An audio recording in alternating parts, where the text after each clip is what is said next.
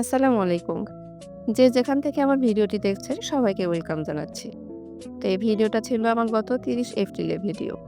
আমরা যখন স্কুলে শুনলাম যে আমরা ৩ দিনের ছুটি পেয়েছি, তখন সবাই খুবই এক্সাইটেড ছিলাম। কিছু ম্যাডাম একটু বেশি এক্সাইটেড ছিল। প্লিজ কেউ কিছু মনে করবেন না। তো স্কুল থেকে বের হয়ে আমি একটু বাজারে গিয়েছিলাম আম কেনার জন্য। যেহেতু আমার আচারের একটা পেজ আছে, পাপড়ির আচার ঘর। তো সেখানে কিছু আচারের অর্ডার ছিল। তাই আম কিনতে গেলাম।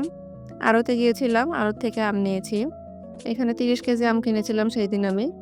তো আম কিনে নিয়ে এসে বাসায় চলে আসছি। এসে এই যে কিছু আম ছিলে নিচ্ছিলাম। তো একদিনে আমি ৩০ কেজি আমের আচার কমপ্লিট করতে পারিনি। সেইদিন অল্প কিছু আমের আচার করেছিলাম। তো কিছু আম ভাপ দিয়ে নিয়েছিলাম। এই আমটা হবে টক ঝাল মিষ্টি আমের আচার, খোসা ছাড়া।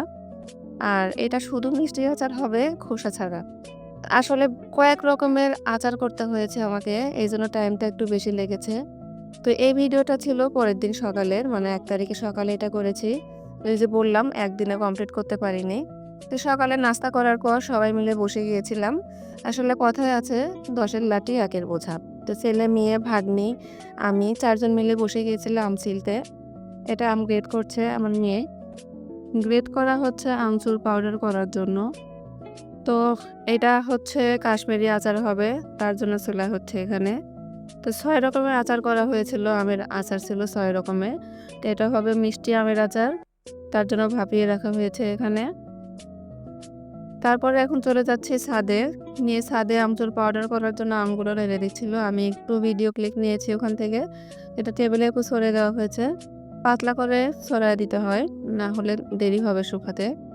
তো ছাদ থেকে যখন বাসায় আসলাম, বাসায় এসে দেখি ছেলে কম্পিউটারে বসে পড়ছে।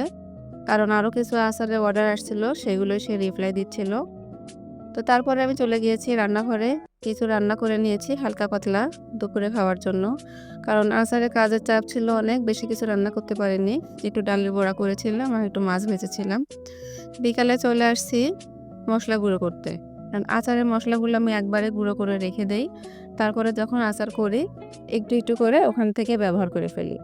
তো ছেলে মসলাগুলো ব্লেন্ড করে দিচ্ছিল আর আমি যে টক ঝাল মিষ্টি আমের আচারটা করছিলাম। তো এ ফাঁকে বলে নিই, যারা ফেসবুক থেকে দেখছেন তারা একটু লাইক কমেন্ট করেন। অবশ্যই গঠনমূলক কমেন্ট করবেন। যারা ইউটিউব থেকে দেখছেন তারা সাবস্ক্রাইব করবেন। তো এটা কেক বানিয়ে নিয়েছি সন্ধ্যার সময়, ভাগ্নি অফিসে নিয়ে যাবে কলিগদের জন্য। তো আজকে এখানে রাখছি। সবাই অনেক ভালো থাকবেন। আল্লাহ হাফেজ। আসসালামু আলাইকুম।